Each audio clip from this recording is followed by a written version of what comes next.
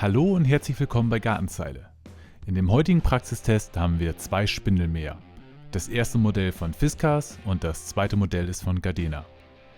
Der Spindelmäher von Fiskars hat eine Schneidebreite von 46 cm, das Modell von Gardena von 40 cm. In diesem Test wollen wir schauen, wie die beiden Spindelmäher sich in der Praxis schlagen können.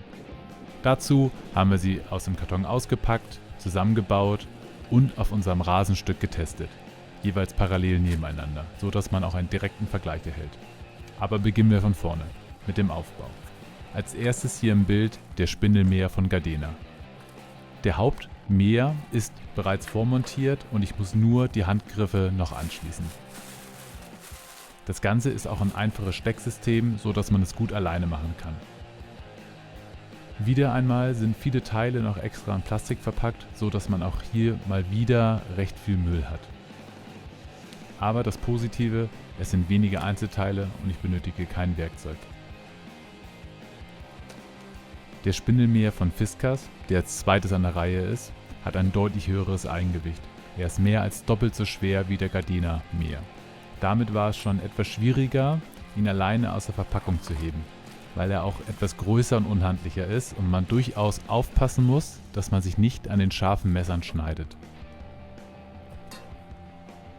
Es ist ähnlich wie bei dem Gardena Mäher.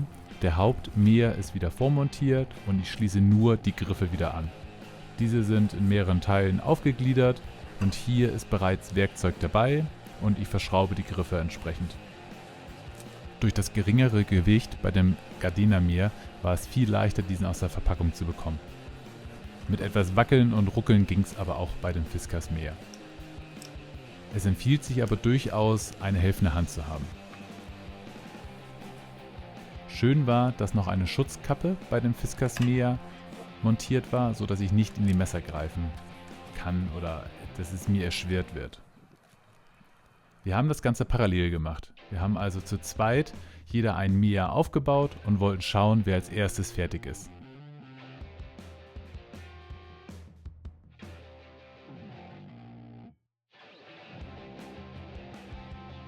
Wir haben uns bei beiden Mähern an die Bedienungsanleitung gehalten.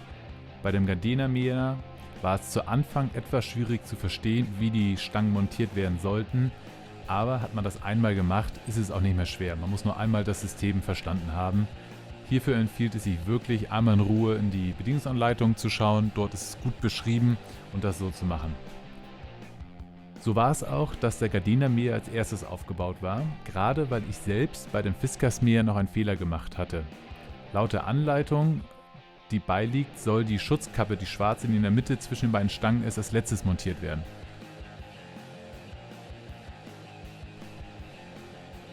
Das war aber ein kleiner Trugschluss, so dass ich nochmal die Schrauben lösen musste, dann die Schutzabdeckung dort mitmontieren und dann die Schrauben erst festziehen musste. Das war nicht ganz so ersichtlich. Vielleicht habe ich mich auch etwas tollpatschig angestellt, aber die Anleitung hat es meiner Meinung nach etwas falsch dargestellt. Ihr könnt mir gerne einen Kommentar hinterlassen, falls ihr den Mäher kennt, ob euch das auch schon dabei passiert ist oder ob ich mich besonders tollpatschig an. Insgesamt ließen sich aber beide Geräte leicht aufbauen und man konnte schnell nach dem Auspacken loslegen und mähen.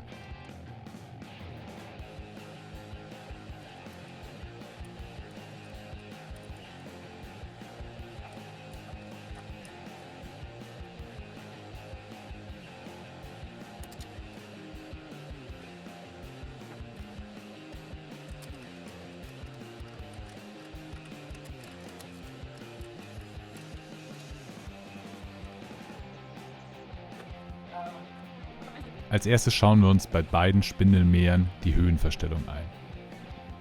Da beide Mäher sich in der Höhe einstellen lassen, kann man das sehr gut vergleichen. Beide Mäher machen das aber auf unterschiedliche Art und Weise. Bei dem Gardena Mäher hat man in der Mitte des Griffes die Möglichkeit, den Stiel zu justieren.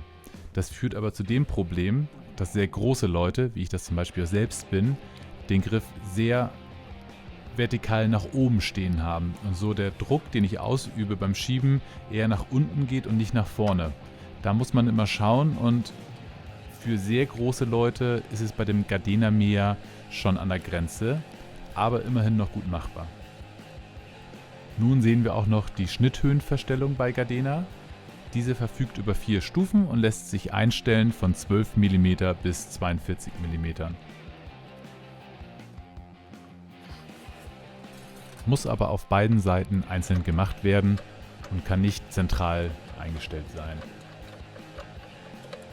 Dazu löst man die Schraube, dann kann man den Stift etwas rausziehen und dann stellt die Justierung entsprechend ein.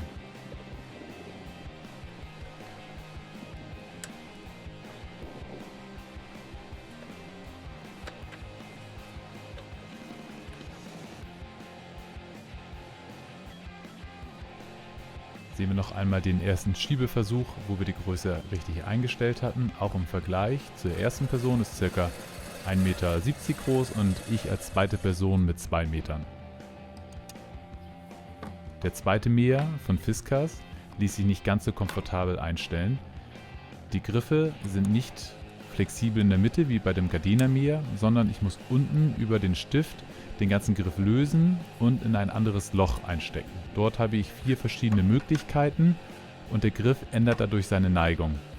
Das führt aber auch wiederum zum gleichen Problem wie bei dem Gardena Mäher, dass ich meinen Winkel verändern kann, so dass ich den Mäher nicht gut nach vorne schiebe, sondern sehr nach unten drücke und so keine gute Kraftübertragung gewährleisten kann. Aber beide Mäher ließen sich am Ende gut einstellen und wir haben sie jetzt nebeneinander geschoben, um auch zu schauen, wie gut sie arbeiten. Beide Mäher können den Griff umklappen, sodass ich den Mäher auch rückwärts schieben kann. Dabei dreht das Messer aber nicht. Der große Unterschied zwischen den beiden Mähern ist, der Gardena Spindelmäher wirft das Gras hinten aus und der Fiskars Mäher vorne. Der Grasauswurf nach vorne klingt erstmal sehr praktisch, habe ich mir auch so gedacht, weil ich mir dann vorgestellt habe, dass ich das ganze Gras ja nicht auf meine Beine und Füße bekomme. In der Praxis war es jetzt nun aber doch so, man läuft natürlich sowieso über die Grasfläche rüber und hat die ganzen Füße voll mit Gras. Der Gardena Mäher streut das Gras jetzt auch nicht so hoch heraus, dass man das komplett auf der Hose und Schuhe hat. Dadurch, dass man ja auch noch ein ganzes Stück weg ist von dem eigentlichen Mäher, der Spindel, fällt das Gras schon runter. Insgesamt haben wir jetzt dieses Rasenstück damit gemäht und es lässt sich sagen, dass der Fiskars Mäher vom Handling ein ganzes Stück schwieriger ist.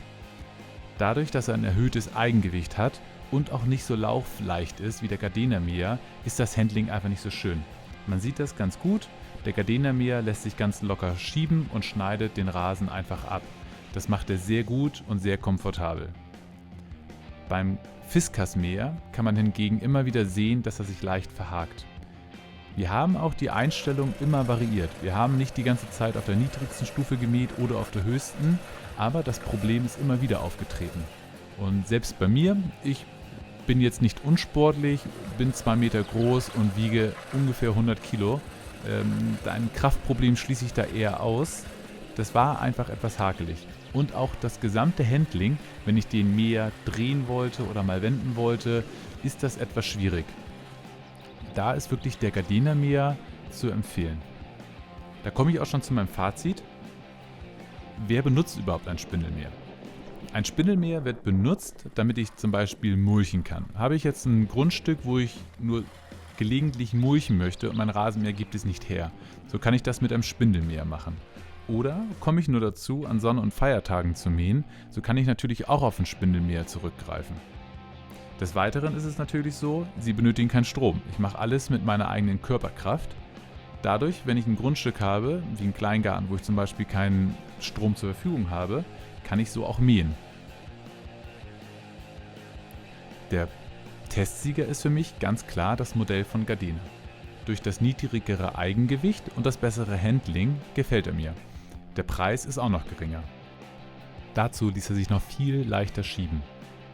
Zum einen denke ich, das liegt daran, dass er eine geringere Schnittbreite hat. Er muss pro Schiebvorgang weniger schneiden und er hat größere Räder und vielleicht macht er bei der Übersetzung auch noch was anderes. Das Arbeiten ist auf jeden Fall viel angenehmer mit dem Spindelmäher von Gardena. Ich habe auch beide Produkte für euch nochmal in der Beschreibung verlinkt. Ich hoffe, euch hat das kurze Video zu den Spindelmähern gefallen und würde mich über einen Daumen hoch, über ein Abo sehr freuen.